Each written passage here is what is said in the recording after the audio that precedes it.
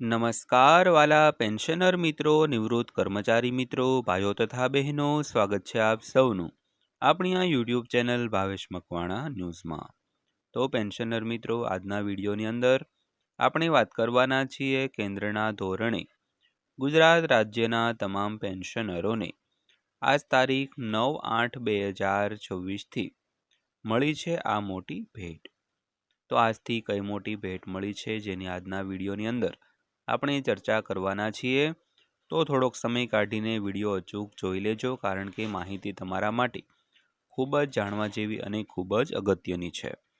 તો ખાસ કરીને વિડીયો અંત સુધી નિહાળી હજી સુધી જો આપણી આ યુટ્યુબ ચેનલ તમે સબસ્ક્રાઈબ ન કરી હોય તો ડેઈલી આવી જ અપડેટ અને માહિતીઓ મેળવવા માટે આપણી આ યુટ્યુબ ચેનલ અત્યારે જ સબસ્ક્રાઈબ કરી લેજો, કારણ કે આપણી આ ચેનલમાં તમને રોજે રોજ આવી જ નવી નવી માહિતીઓના વિડીયો જોવા મળવાના છે। અને થોડોક સપોર્ટ પણ કરજો, કારણ કે આવી માહિતીઓ અમે ખૂબ જ મહેનતથી અલગ અલગ જગ્યાએથી એકત્રિત કરીને મિક્સ કરીને તમારા માટે બનાવતા હોઈએ છીએ। તો કૃપા કરીને થોડોક સપોર્ટ કરજો, જેથી કરીને અમને પણ થોડુંક મોટિવેશન મળતું રહે। તો શરૂ કરીએ આજનો આ વિડીયો।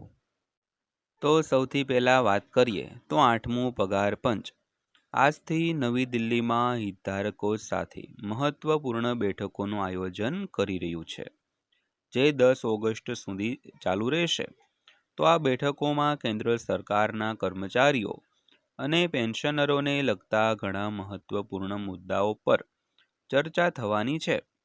તો ત્યારબાદ કમિશન ચેન્નઈ, પોંડુચેરી, ચંદીગઢ અને જયપુરમાં અનુગામી પરામર્શ કરશે મિત્રો। તો વિગતવાર વાત કરીએ તો 8મા પગાર પંચની બેઠક કેન્દ્રીય કર્મચારીઓ અને પેન્શનરો માટે મહત્વપૂર્ણ ગણાતું 8મું પગાર પંચ આજે 7 ઓગસ્ટથી નવી દિલ્હીમાં તેની હિસ્સેદારોની બેઠકો શરૂ કરી રહ્યું છે। તો આ બેઠકો 10 ઓગસ્ટ સુધી ચાલુ રહેશે।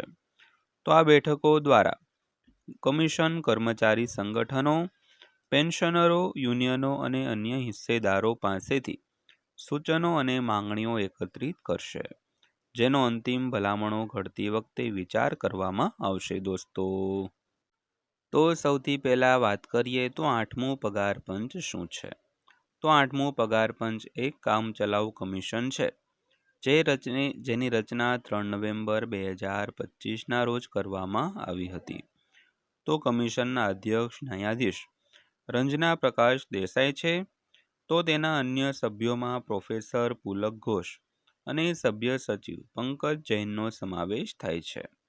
તો કમિશને તેની રચનાના 18 મહિનાની અંદર એટલે કે મે-જૂન 2027 સુધીમાં કેન્દ્ર સરકારને તેનો અંતિમ અહેવાલ સુપરત કરવાનો રહેશે દોસ્તો। તો ત્યારબાદ વાત કરીએ તો દિલ્હીની બેઠકો કેમ ખાસ છે।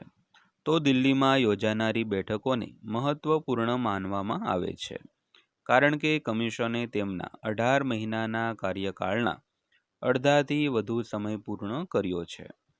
જો કે કોઈ સત્તાવાર એજન્ડા જાહેર કરવામાં આવ્યો નથી।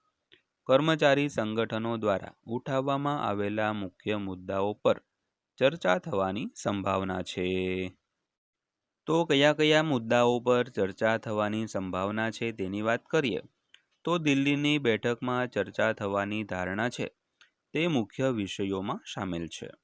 સૌથી પહેલાં ફિટમેન્ટ ફેક્ટર અને બેઝિક પગારમાં સુધારો, ત્યારબાદ ફુગાવા અને જીવન નિર્વાહના ખર્ચને અનુરૂપ પગારમાં વધારો થાય છે, ત્યારબાદ ઘરભાડા ભથ્થા એટલે કે HRA અને પરિવહન ભથ્થામાં ફેરફાર, ત્યારબાદ પેન્શન સુધારણા અને નિવૃત્તિ સુરક્ષા, ત્યારબાદ કર્મચારી કલ્યાણ સેવાની પરિસ્થિતિઓ અને મનોબળમાં સુધારો, અને વળતર પ્રણાલીઓને વધુ સ્પર્ધાત્મક બનાવવાના પગલાં।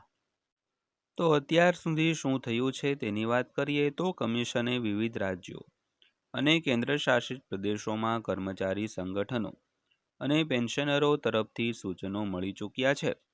તો નેશનલ કાઉન્સિલ JCM એટલે કે BPMS અને AIDF સહિત અનેક સંગઠનોએ કમિશનને મેમોરેન્ડમ સુપરત કર્યા છે।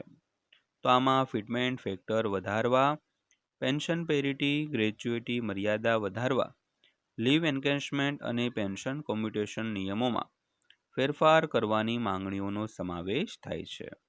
જો કે કમિશને હજુ સુધી આમાંથી કોઈ પણ માંગણી સ્વીકારી નથી કે મંજૂર કરી નથી. હાલમાં આ ફક્ત કર્મચારી સંગઠનોના સૂચનો જ છે. તો ત્યારબાદ વાત કરીએ તો દિલ્હી પછી બેઠકો ક્યાં યોજાશે.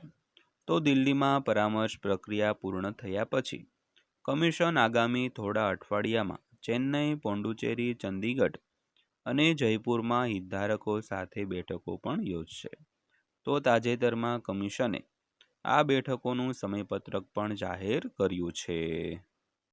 તો સૌથી પહેલા 23 જુલાઈ એટલે કે 7 અને 10 ઓગસ્ટના રોજ દિલ્હીમાં બેઠકોનું જાહેરનામું બહાર પાડવામાં આવ્યું છે.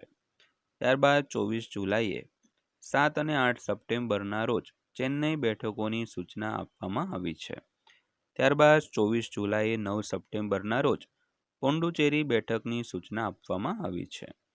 ત્યારબાદ 28 જુલાઈએ 16 અને 18 સપ્ટેમ્બરના રોજ ચંદીગઢ બેઠકોની સૂચના આપવામાં આવી છે. ત્યારબાદ 3 ઓગસ્ટના રોજ 31 ઓગસ્ટ અને 1 સપ્ટેમ્બરના રોજ જયપુર બેઠક માટે લાયક કર્મચારી સંગઠનો પાસેથી અરજીઓ મંગાવવામાં આવી રહી છે. તો ત્યારબાદ વાત કરીએ અંતિમ નિર્ણય ક્યારે લેવામાં આવશે તેના વિશે. તો વિવિધ બેઠકોમાં થયેલી ચર્ચાઓ અને હિસ્સેદારો તરફથી મળેલા સૂચનોને આધારે કમિશન મે-જૂન 2027 સુધીમાં કેન્દ્ર સરકારને તેની અંતિમ ભલામણો સુપરત કરે તેવી અપેક્ષા છે. તો ત્યારબાદ કેન્દ્ર સરકાર નાણાકીય પરિસ્થિતિ, નાણાકીય શિસ્ત અને કર્મચારીઓના હિતોને ધ્યાનમાં રાખીને આ ભલામણોનો અમલ કરવો કે નહીં તે અંગે અંતિમ નિર્ણય લેશે મિત્રો. તો મિત્રો આથી આજની માહિતી પસંદ આવી હોય, વિડીયો સારો લાગ્યો હોય તો વિડીયોને એક લાઈક કરજો અને આવા જ વિડીયો અને માહિતીઓ મેળવવા માટે આપણી આ યુટ્યુબ ચેનલ સબસ્ક્રાઈબ કરી લેજો. તો ફરીવાર પાછા મળીશું એક નવા વિડીયો સાથે, નવી એક માહિતી સાથે. ત્યાં સુધી સૌને જય હિન્દ, વંદે માતરમ.